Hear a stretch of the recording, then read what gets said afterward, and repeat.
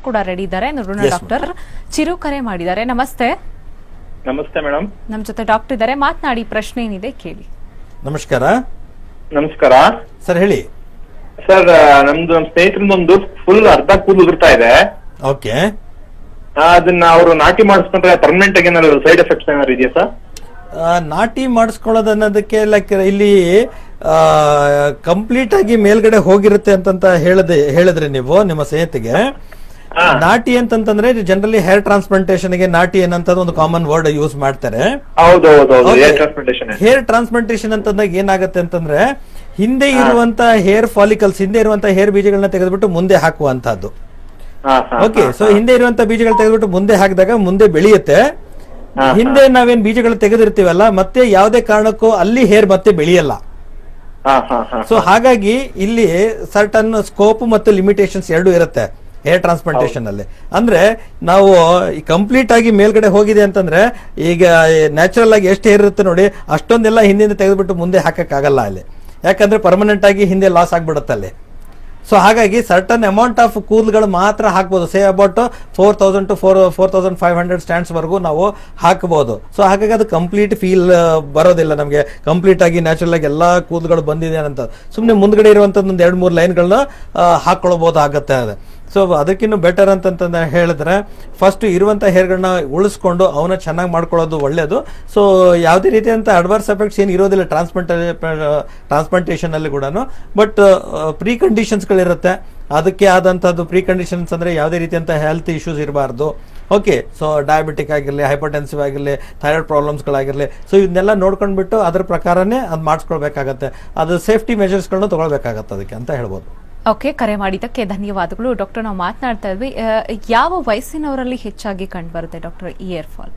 ಯಾ madam, ಈಗ ವಯಸ್ಸಿನವರು ಅಂತ ಹೇಳಿದಾಗ ಈಗ ಪುರುಷರಲ್ಲಿ ಮತ್ತು ಮಹಿಳೆಯರಲ್ಲಿ ಅಂತ ಕಂಪೇರ್ ಮಾಡಿದಾಗ ಪುರುಷರಲ್ಲಿ ತಗೊಂಡಾಗ ನಾವು ಅತಿ ಹೆಚ್ಚಾಗಿ ಕಾಣಿಸ್ಕೊಳ್ಳುವಂಥದ್ದು ಮೇಲ್ ಪ್ಯಾಟರ್ನ್ ಅಂದ್ರೆ ಆಂಡ್ರೋಜೆನೆಟಿಕ್ ಅಲೋಪೇಶಿಯಾ, ಅಂದ್ರೆ ಮುಂದೆ ಇರುವಂತ ಹೇರ್ಗಳು ಮಾತ್ರ ಹೋಗ್ತಾ ಇರುತ್ತೆ ಅವರಿಗೆ ಅಂತ ಹೇಳಿದೆ ನಾನು.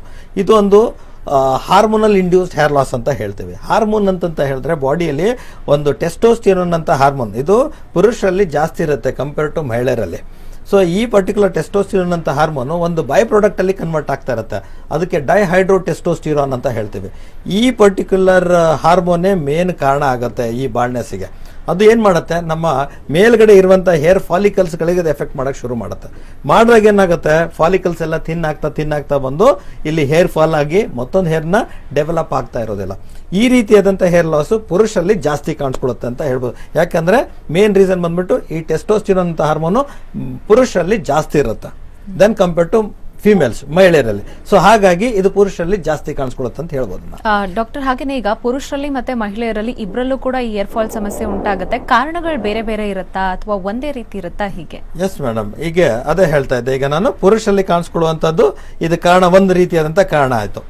ಅದೇ ಮಹಿಳೆಯರಲ್ಲಿ ಅತಿ ಹೆಚ್ಚಾಗಿ ಕಾಣಿಸ್ಕೊಳ್ಳುವಂತ ಹೇರ್ ಲಾಸ್ ಪ್ರಾಬ್ಲಮ್ ಅಂತ ಹೇಳಿದ್ರೆ ಕ್ರಾನಿಕ್ ಟೆಲ್ಯೂಷನ್ ಎಫ್ಲಿಯಂ ಅಂತ ಹೇಳ್ತೀವಿ, CTE ಅಂತ. ಈ ಕ್ರಾನಿಕ್ ಟೆಲ್ಯೂಷನ್ ಎಫ್ಲಿಯಂ ಯಾಕಾಗುತ್ತೆ ಅಂದ್ರೆ ಜನರಲಿ ಮಹಿಳೆಯರಲ್ಲಿ ಮೋಸ್ಟ್ ಆಫ್ ದ ಫೀಮೇಲ್ಸ್ ಏನಾಗುತ್ತೆ, ಐರನ್ ಡೆಫಿಷಿಯನ್ಸಿ ಇಂಡ್ಯೂಸ್ಡ್ ಅನೇಮಿಯಾ ಅಂತ ಹೇಳ್ತೀವಿ ಇಲ್ಲಿ. ಅಂದ್ರೆ ಇಲ್ಲಿ ಅನೇಮಿಯಾ ಅಂತ ಹೇಳಿದ್ರೆ ನಮಗೆ ಹೇರಿಗೆ ಬೇಕಾಗಿರುವಂತ ಮುಖ್ಯವಾದಂತ ನ್ಯೂಟ್ರಿಯೆಂಟ್ ಅಂತಂದ್ರೆ iron. Okay. So iron is a main nutrient for hair strength and hair growth.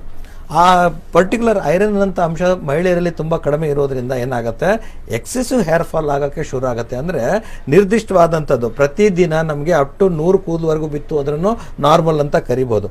ಯಾವಾಗ ನಾರ್ಮಲ್ ಅಂತ ಕರಿತೀವಿ, ಈ 100 ಕೂದಲು ಬಿತ್ತು ಅಂದ್ರೆ ಆ 100 ಸ್ಟ್ಯಾಂಡ್ಸ್ನು ಮತ್ತೆ ನಿಮಗೆ ಹುಟ್ಟು ಬರಬೇಕು ಅಂದ್ರೆ ಮಾತ್ರ ನಾರ್ಮಲ್ ಅಂತ.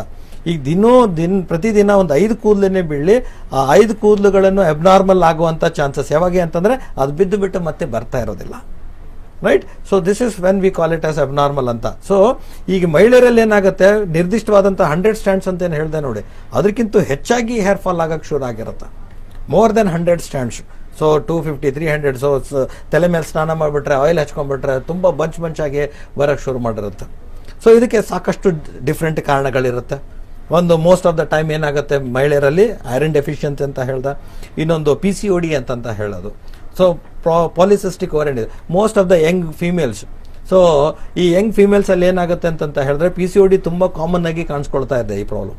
ಸೊ ಇದರಿಂದನೂ ಏನಾಗುತ್ತೆ, ಸಾಕಷ್ಟು ಬಾಡಿಯಲ್ಲಿ ಹಾರ್ಮೋನಲ್ ಚೇಂಜಸ್ ಆಗ್ತಾ ಇರುತ್ತೆ, ಏರುಪೇರು ಆಗ್ತಾ ಇರುತ್ತೆ. ಅದರಿಂದ ಕೂಡ ಏನಾಗುತ್ತೆ, ಎಕ್ಸೆಸಿವ್ ಹೇರ್ ಫಾಲ್ ಆಗುವಂಥ ಚಾನ್ಸಸ್. ಆ್ಯಂಡ್ ಸೆಕೆಂಡ್ ಥಿಂಗ್ ಅಂತಂತ ಹೇಳಿದ್ರೆ ಥೈರಾಯ್ಡ್. ಸೊ ಫೀಮೇಲ್ಸಲ್ಲಿ ಲೈಕ್ ಹೈಪೋಥೈರಾಯ್ಡಿಸಮ್ ಅಂತ ಹೇಳ್ತೀವಿ. ಈ ಹೈಪೋಥೈರಾಯ್ಡಿಸಮ್ ಅವ್ರ ಹತ್ರನೂ ಜಾಸ್ತಿ ಕಾಣಿಸ್ಕೊಳ್ಳುತ್ತೆ.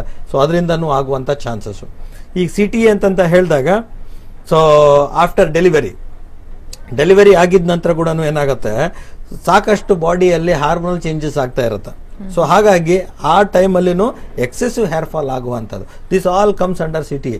ಸೊ ಇವಾಗ ಯಾವುದಾದ್ರು ವೈರಲ್ ಇನ್ಫೆಕ್ಷನ್ಸ್ ಆಯಿತು, ಬ್ಯಾಕ್ಟೀರಿಯಲ್ ಇನ್ಫೆಕ್ಷನ್ ಆಯಿತು, ಓಕೆ. ಸೊ ಈ ಇನ್ಫೆಕ್ಷನ್ಸ್ಗಳಿಂದನೂ ಏನಾಗುತ್ತೆ, ಚೇತರಿಸ್ಕೊಳ್ಳೋದಕ್ಕೆ ನಂತರ ಒಂದು 15-20 ದಿವಸ ನಂತರ ಎಕ್ಸೆಸಿವ್ ಹೇರ್ ಫಾಲ್ ಆಗಕ್ಕೆ ಶುರು ಆಗುತ್ತೆ.